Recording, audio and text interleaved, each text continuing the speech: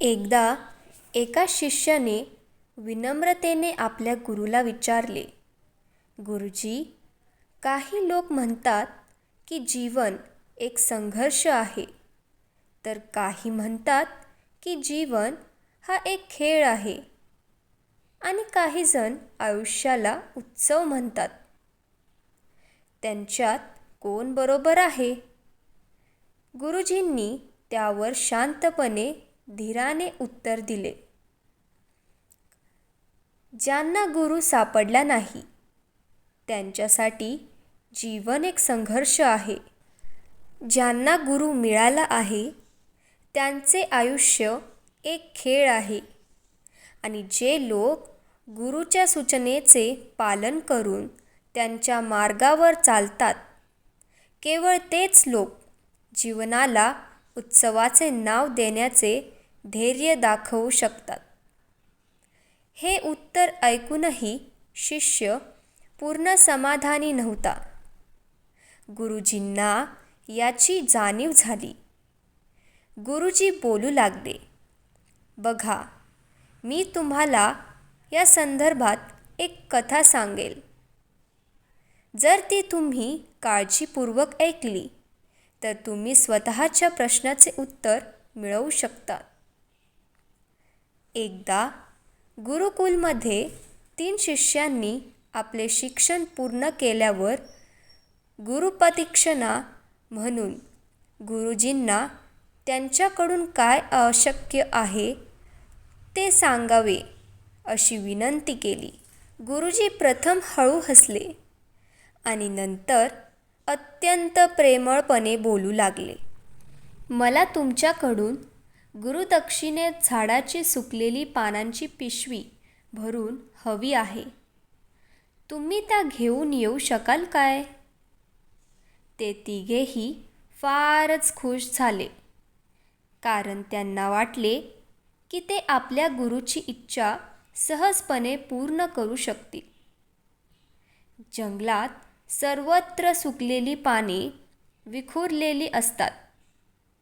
त्यांनी उत्साहाने एकाच आवाजात गुरुजींना म्हणाले, होय गुरुजी, जशी तुमची इच्छा, म्हणून एकच जयघोष केला. आता ते 3ही शिष्य फिरत फिरत जवळच्या जंगलात पोहोचले होते. पण तिथे फक्त काही मुठभर सुकलेली पाने पाहिल्यावर आश्चर्यचकित झाले. त्यांना प्रश्न पडला की जंगलातील सुकलेली पाने कोणी उचललेले असतील का? त्यावेळी त्यांना एक शेतकरी दुरून येताना दिसला.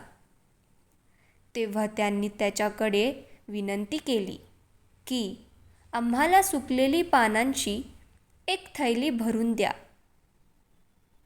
त्या शेतकऱ्यांनी त्यांची माफी मागितली. त्याने त्याला सांगितले की आपण त्यांना मदत करू शकत नाही, कारण त्यांनी आधीच सुकलेली पाने इंधन म्हणून वापरली होती. पुढे ते तिघेही जवळच्या एका गावात काही मदत मिळेल या आशेने गेले. तेथे पोहोचल्यावर त्यांनी तेथील एका व्यापाऱ्याला पाहिले आणि त्यांना सुकलेली पानांची एक झोळी देण्याची मोठ्या आशेने प्रार्थना केली. परंतु पुन्हा एकदा ते निराश झाले, कारण त्या व्यापाऱ्याने आधीच काही पैसे घेऊन सुकलेली पाने विकली होती. पण त्या व्यापाऱ्याने त्यांना मदत म्हणून एका म्हाताऱ्या आईचा पत्ता सांगितला की जी सुकलेली पाने गोळा करत होती. पण नशिबाने सुद्धा त्यांना साथ दिला नाही, कारण ती म्हातारी आई सुकलेली पाने वेगळे करून वेगवेगळ्या प्रकारची औषधे बनवत होती. आता निराश होऊन तिघेही रिकाम्या हाताने गुरुकुलकडे परत आले. गुरूंनी त्यांना पाहून प्रेमाने विचारले, मुलांनो, गुरुदक्षिणा आणली का माझी? तिघांचीही डोके टेकले. गुरुजींनी पुन्हा एकदा विचारले. तेव्हा शिष्यांपैकी एक जण म्हणू लागला, गुरुदेव, आम्ही तुमची इच्छा पूर्ण करू शकत नाही. आम्हाला वाटलं की जंगलात सुकलेली पाने सर्वत्र असते. ते विखुरलेले असतील, परंतु लोक त्यांचा देखील कसा वापर करतात हे आश्चर्यकारक आहे. मग गुरुजी हसतमुखपणे पूर्वीप्रमाणे म्हणाले, तुम्ही निराश का आहात? आनंदी रहा आणि लक्षात ठेवा, सुकलेली पानेसुद्धा व्यर्थ जात नाहीत. त्यांचे बरेच उपयोग आहेत. याचीच मला गुरुदक्षिणा द्या. 3 शिष्यांनी गुरुजींना अभिवादन केले आणि आनंदाने आपापल्या घरी गेले.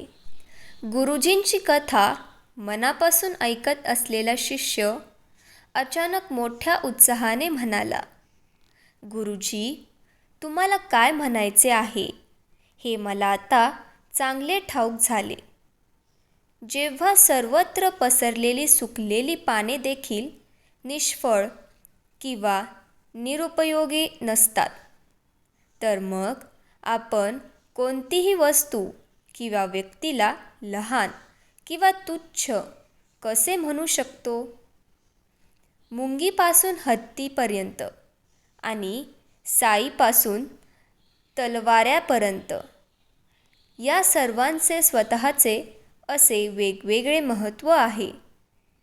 गुरुजी त्यावर लगेच म्हटले, होय शिष्य, मला असे म्हणायचे आहे की जेव्हा जेव्हा आपण कोणास भेटू तेव्हा आपण त्याला योग्य मान देण्याचा प्रयत्न करू, जेणेकरून एकमेकांमधील आपुलकी, सद्भावना, सहानुभूती आणि सहिष्णुता वाढेल आणि आपले जीवन संघर्षणापेक्षा उत्सववर्धक असू दे. दुसरे म्हणजे जर जीवनाचा खेळ म्हणून विचार केला तर आपण एक निर्बाध, निरोगी आणि शांत स्पर्धेत भाग घेत आपले कार्यप्रदर्शन आणि आपले यश उंचीच्या शिखरावर नेण्यासाठी अथक प्रयत्न केले तर चांगले होईल. आता शिष्य पूर्ण समाधानी होता. त्याला त्याच्या प्रश्नाचे उत्तर भेटले होते. थँक्यू.